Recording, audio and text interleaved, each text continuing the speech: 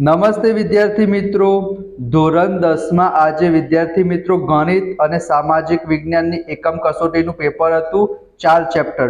તો આજે આપણે એનું શું જોવાના છીએ? સોલ્યુશન।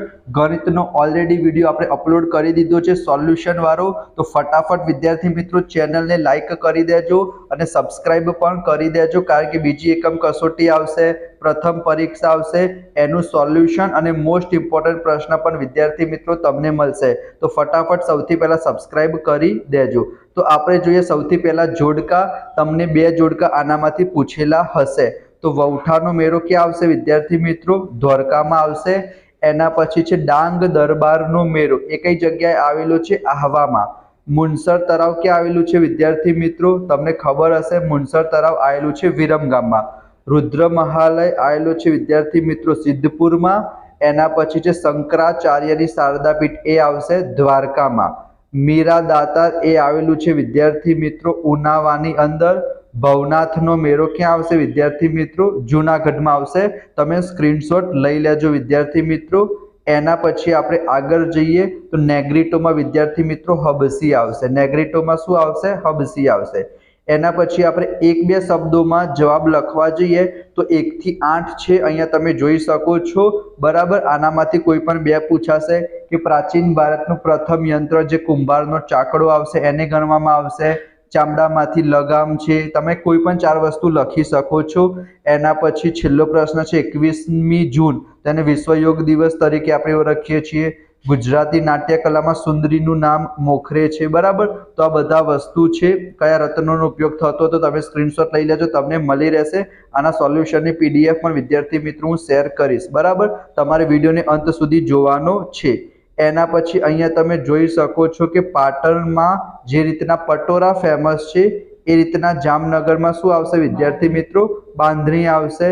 એના પછી જે સર્વ સુલભ સંસાધન ઓક્સિજન કે જે બધી જગ્યાએ મળે છે, એકલ સંસાધનમાં શું આવશે વિદ્યાર્થી મિત્રો? ક્રાયોલાઇટ આવશે। તમને ખબર હશે કે જે ગ્રીનલેન્ડમાંથી મળે છે। એના પછી બજાર પદ્ધતિમાં અમેરિકા અને જાપાન છે, તો સમાજવાદી પદ્ધતિમાં શું આવશે વિદ્યાર્થી મિત્રો? ચીન આવશે અને બીજું આવશે યુએસએસઆર એટલે કે રશિયા। કાળી જમીનને આપણે રેગુર જમીન કહીએ છીએ, તો દલદલની જમીનને આપણે પીટ પ્રકારની જમીન કહીશું। તો આનામાંથી તમારી પરીક્ષામાં પૂછાઈ શકે છે। એના પછી છે ખાલી જગ્યાઓ, તો કયા દેશોની રાષ્ટ્રીય આવક નીચી જોવા મળશે? તો જે આપણા જેવા દેશ એટલે કે ભારત દેશ છે, પાકિસ્તાન છે, શ્રીલંકા છે, વિકાસશીલ દેશ હશે, એની રાષ્ટ્રીય આવક કેવી જોવા મળશે? નીચી જોવા મળશે। એના પછી બીજા નંબરનો પ્રશ્ન છે, પ્રશ્ન બહુ મોટો છે, એનો જવાબ શું આવશે વિદ્યાર્થી મિત્રો? ઢાકા આવશે, કે જે ઢાકાની મલમલની તાકો હતો એ દિવાસળીની પેટીમાંથી પણ પસાર થઈ જતો હતો।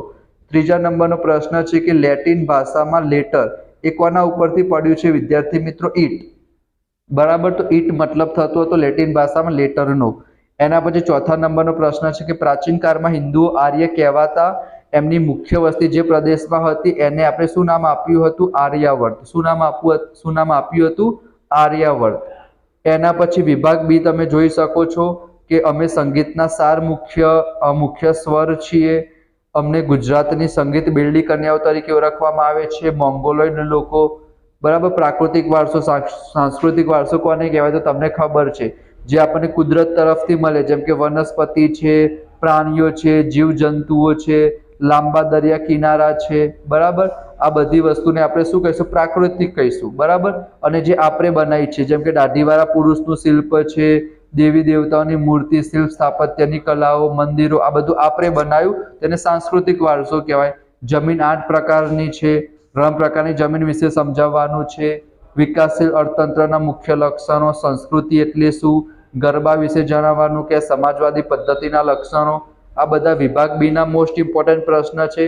વિભાગ સી તમે જોઈ શકો છો, જમીન ધોવાણ, ભૂમિ સંરક્ષણ, કાંપની જમીન, કાળી જમીન, વર્ગીકરણ કરવાનું છે સંસાધનનું માલિકીના આધારે અને વિતરણના આધારે। માથાદીઠ આવક કોને કહેવાય?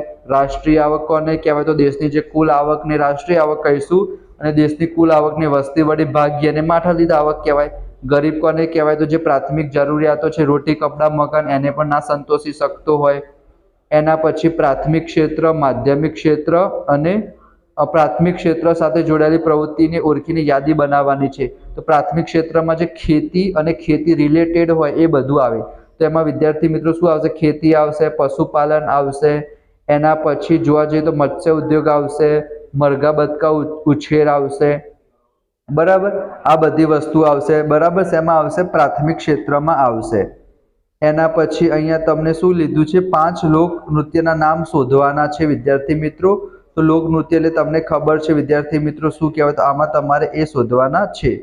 એના પછી વિદ્યાર્થી મિત્રો અહીંયા 3 ચિત્રો ઓળખવાના કીધા છે તમને વિદ્યાર્થી મિત્રો. એક જમીન આપેલી છે, આ તમને ટેક્સ્ટમાં બહુ ઇઝીલી મળી રહેશે. એના પછી વિભાગ ડી માં વાત કરીએ તો આર્ય અને દ્રવિડ પ્રજાની વિગતો આપો. ચિત્રકલા વિશે સમજાવવાનું કીધું છે. 4 શાસ્ત્રીય નૃત્ય વિશે નોંધ લખવાની છે અને આ જમીનને તમારે દર્શાવવાની છે ભારતના નકશામાં. તો આ બધા ઇમ્પોર્ટન્ટ પ્રશ્ન છે, આનામાંથી તમારી પરીક્ષામાં પૂછાશે. દ્વિતીય એકમ કસોટી માટે પણ તમને બહુ જ મોસ્ટ ઇમ્પોર્ટન્ટ પ્રશ્ન મળશે. તો તમારે શું કરવાનું છે? ચેનલને સબસ્ક્રાઇબ કરજો, નોટિફિકેશન ઓન કરી દેજો. મળીશું નેક્સ્ટ વિડીયોમાં. ત્યાં સુધી રાધે કૃષ્ણ, જય Shri Krishna. Thank you so much.